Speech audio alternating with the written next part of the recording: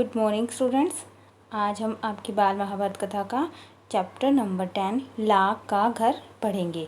लाख का घर तो मतलब है कि जो लाख एक धातु होती है जिसकी चूड़ियाँ बनती है, लाख की चूड़ियाँ, वही धातु के बारे में बता रहे हैं कि लाख का घर।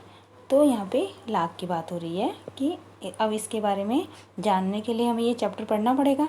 तो हम पढ़ते हैं। भीमसेन का शरीर बल और अर्जुन की युद्ध कुशलता देखकर दुर्योधन की जलन दिन पर दिन बढ़ती ही जा गई। वह ऐसे उपाय सोचने लगा कि जिससे पांडवों का नाश हो सके। इस कुमंत्रणा में उसका मामा शकुनी और कर्ण सलाहकार बने हुए थे। बूढ़े धृतराष्ट्र बुद्धिमान थे, अपने भतीजों से उनको स्नेह भी काफी था, परंतु अपने पुत्रों से उनका मोह भी अधिक था। दृढ़ निश्चय की उनमें कमी थी, पर वह किसी बात पर स्थिर नहीं रह सकते थे। अपने बेटे पर अंकुश की शक्ति उनमें नहीं थी। इस कारण ये जानते हुए कि दुर्योधन कुराह पर चल रहा है, उन्होंने उसका ही साथ दिया। कह रहे हैं कि जो ये कुमंत्रणा कौन कर रहा था? दुर्योधन। वह सोच रहा था कि पांडवों को कैसे हम समाप्त कर दें, क्योंकि वो हर चीज़ में उनसे आगे थे। और जो धृतराष्ट्र थे, बुद्धिमान तो काफ़ी थे, उन्होंने अपने भतीजों से स्नेह भी था, लेकिन जो उनके खुद के पुत्र थे उनसे ज़्यादा मोह था अपने भतीजों के कंपैरिजन में। तो वो उस पर तो अंकुश नहीं लगा सकते थे, दृढ़ निश्चय उनमें था नहीं, तो अपने बेटे पे वो अंकुश लगा नहीं सके। यह जानते हुए कि दुर्योधन गलत राह पे चल रहा है, फिर भी उसके साथ ही दे रहे थे वो। इधर पांडवों की लोकप्रियता दिनों दिन बढ़ती जा रही थी। चुराहों और सभा समाजों में लोग कहते कि राजगद्दी पर बैठने के योग्य तो युधिष्ठिर ही है। वे कहते धृतराष्ट्र जन्म से अंधे हैं, इस कारण उनके छोटे भाई पांडु ही सिंहासन पर बैठे थे। उनकी अकाल मृत्यु हो जाने और पांडवों के बालक होने के कारण कुछ समय के लिए धृतराष्ट्र ने राजकाज संभाला था। अब युधिष्ठिर बड़े हो गए हैं, तो फिर आगे धृतराष्ट्र को राज्य अपने अधीन रखने का क्या अधिकार है? पितामह भीष्म का तो कर्तव्य है कि वह धृतराष्ट्र से राज्य का भार युधिष्ठिर को दिला दे। युधिष्ठिर ही सारी प्रजा के साथ न्यायपूर्वक व्यवहार कर सकेंगे। अब आपको ये बात पता है कि उनके छोटे भाई को, पांडु को, सिंहासन पर बिठाया गया था।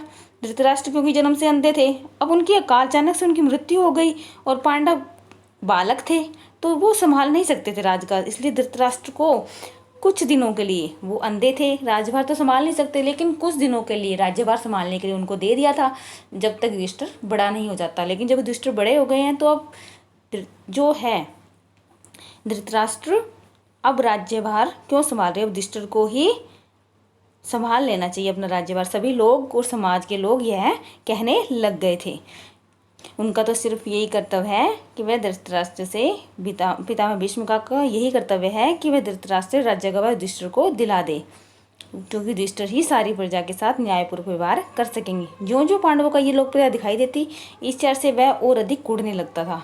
लेकिन देखते कि पांडव को लोग इतने पसंद कर रहे हैं, इतने चाहते हैं कि वो राज्यभार संभाले, तो वो और अधिक जलन उन्हें होने लगी। एक दिन धृतराष्ट्र को अकेले में पाकर दुर्योधन बोला, पिताजी, पूर्ववासी तरह तरह की बातें करते हैं। जन्म से दिखाई न देने के कारण आप बड़े हुए थे भी राज्य से वंचित रह गए। राजसत्ता आपके छोटे भाई के हाथ में चले गई। अब यदि युधिष्ठिर को राजा बना दिया गया तो फिर पीढ़ियों तक हम राज्य की आशा नहीं कर सकेंगे। पिताजी, हमसे तो ये अपमान नहीं सहा जाएगा। वो कह रहे हैं जो धृतराष्ट्र, अब क्या किया कि दुर्योधन वैसे ही उनसे चिढ़ने लगा था। अब वो धृतराष्ट्र को अपने पक्ष में करना चाहते थे। वो चाहते थे कि ये भी पांडवों से जलन करने लग जाए, उन्हें बुरा लगने लग जाए यदि कौरवों के साथ कुछ गलत हो। वो अपने पक्ष में उनको करना चाहते थे, तो वो उनको मतलब एक तरह से बहकाने लग गए जो दुर्योधन थे। वो कहते हैं, पिताजी, पूर्ववासी लोग तरह तरह की बातें करते हैं। जन्म से दिखाई न देने के कारण आप तो बड़े होते हुए भी राज्य से वंचित के, एक तो आप राज्य से वंचित हो गए, आपके छोटे भाई को बना दिया गया, अब उनके पुत्र भी राज्य गद्दी संभालेंगे, फिर हम भी राज्य की आशा नहीं कर सकते थे हम कि कभी राजा बनेंगे। ना आप राजा बन सके और ना हम राजा बन सकेंगे, ना हमारी आगे आने वाली पीढ़ियां ऐसी कर सकेगी। तो पिताजी, हमसे अपमान सहन नहीं होगा कि हमारे होते हुए भी, जैसे इन दोनों भाइयों के, इनके पिताओं के, आपके और इनके, आपके छोटे भाई के होते हुए भी आपके छोटे भाई राज्यभार संभाला, अब उनके बच्चे संभाल रहे हैं और हम तो ऐसे ही रह जाएंगे और ये अपमान हमसे सहन नहीं होगा। यह सुनकर राजा धृतराष्ट्र सोच में पड़ गए।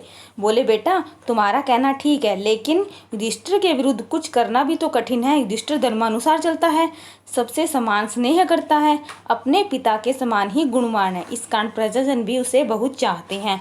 वो कह रहे हैं जो राजा धृतराष्ट्र थे वो सोच में पड़ गए, उनके दिमाग में कुछ चलने लग गया।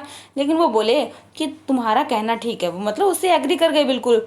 लेकिन युधिष्ठिर के विरुद्ध हम नहीं जा सकते। युधिष्ठिर हमेशा धर्म के नियम के अनुसार चलता है, सबसे समान प्रेम करता है और अपने पिता के समान ही वह काफ़ी उसके पास गुण हैं। और जो प्रजा है, जो राज्य के लोग हैं, वो उसे काफ़ी चाहते हैं। तो यह संभव नहीं है कि मैं उसके होते हुए तुम्हें राज्यभार संभालने को दूं।